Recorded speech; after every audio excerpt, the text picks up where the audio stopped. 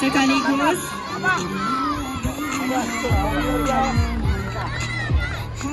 pingat emas diungguli oleh Rumah Sukan Laksamana.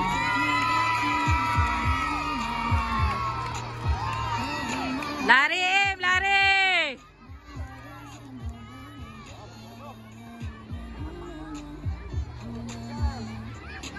Terakhir tu yang tersusun.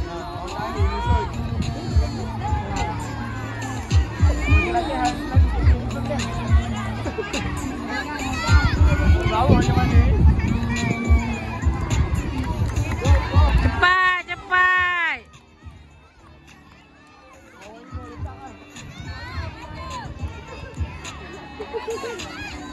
Good.